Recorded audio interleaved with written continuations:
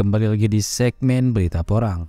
Kali ini kita mengutip informasi darinya website Sekretariat Daerah Kabupaten Dompu, yaitu di sini dijelaskan bahwa komoditi porang, tantangan dan prospeknya.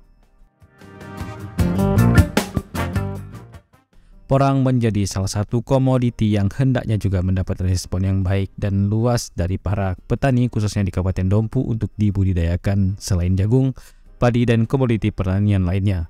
Komoditi porang juga menjadi sebagian dari program Jarapaka Saka yang ditawarkan pemerintah daerah Kabupaten Dompu untuk dapat dibudidayakan, dan hanya saja kehadiran komoditi porang hingga saat ini belum mendapat respon yang baik dari para petani.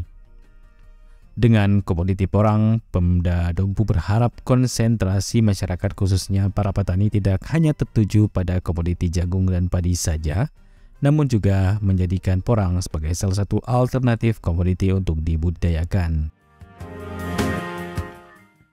Kementerian Pertanian saat ini terus mendorong pengembangan porang sebagai salah satu komoditas unggulan di Indonesia karena memiliki potensi dan nilai yang sangat besar serta tingginya permintaan porang di pasar ekspor.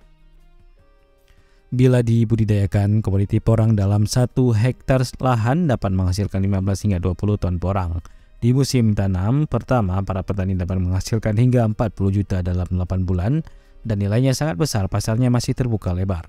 Dalam hal pengembangan komoditi porang, Presiden Joko Widodo telah menginstruksikan Menteri Pertanian Syahrul Yassin Limpo untuk menjadikan porang sebagai komoditas ekspor andalan baru di tanah air.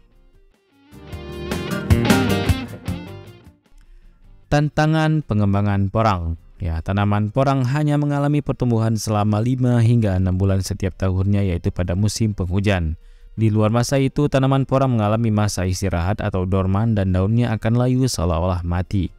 Tanaman porang akan kembali tumbuh pada musim penghujan dan umbi yang tumbuh di dalam tanah akan membesar, dan pemanenan porang dilakukan tergantung jenis bibit yang digunakan. Jika menggunakan umbi besar, panen dapat dilakukan 1 hingga 2 tahun setelah tanam. Umbi kecil atau katak atau bulbil dapat dipanen 2 hingga 3 tahun setelah tanam, dan buah biji dipanen 3 sampai 4 tahun setelah ditanam. Umbi porang dipanen pada bulan Juli hingga Agustus ketika tanaman porang memasuki masa dorman, ditandai dengan sebagian besar atau seluruh tanaman sudah mati dan tersisa batang kering. Umbi yang dipanen adalah umbi yang besar yang beratnya mencapai 2 kg per umbi, sedangkan umbi yang masih kecil ditinggalkan untuk dipanen pada daur berikutnya. Dengan populasi 40.000 produksi umbi porang bisa mencapai 80 ton per hektar. Prospek komoditi porang. Ya, mengingat potensi produksi porang yang tinggi, maka dalam rangka mengembangkan tanaman porang, pemerintah mengalokasikan lahan untuk budidaya tanaman porang pada tahun 2020 seluas 17,886 hektar di 6 provinsi, yaitu Provinsi Jawa Barat, Jawa Tengah, Jawa Timur, Banten, Nusa Tenggara Timur, dan Sulawesi Selatan.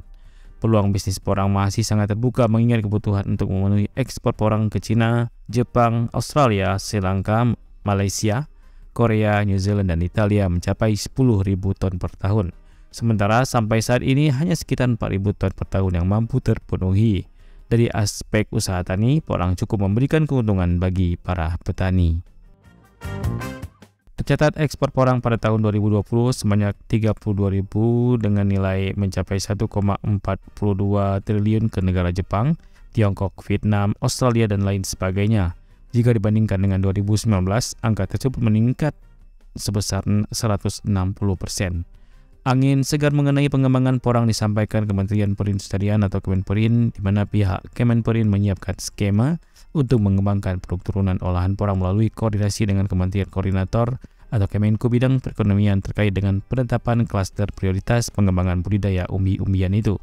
Ada 3 daerah potensial untuk pengembangan komoditas porang, antara lain Kabupaten Pandeglang, Provinsi Banten, Kabupaten Tabanan, Bali, dan Kabupaten Lombok Timur dan Nusa Tenggara Barat. Upaya Pemda Dompu terkait dengan pengembangan porang yaitu mendorong para petani untuk juga fokus pada pengembangan komoditi porang. Pemda Dompu melalui Dinas Pertanian dan Perkebunan terus berupaya mensosialisasikan komoditi ini untuk dapat diterima baik oleh para petani. Saat ini fokus pengembangan tanaman porang di Kabupaten Dompu terpusat di Kecamatan pekat dengan terus membuka peluang untuk dapat dikembangkan secara luas oleh para petani di 7 wilayah kecamatan lainnya, yaitu Dompu, Uu, Pajo, Woja, Kempo, Manggelewa, dan Kilo. Sosialisasi yang baik dan berkesinambungan menjadi strategi yang tepat untuk menarik minat petani membudidayakan porang.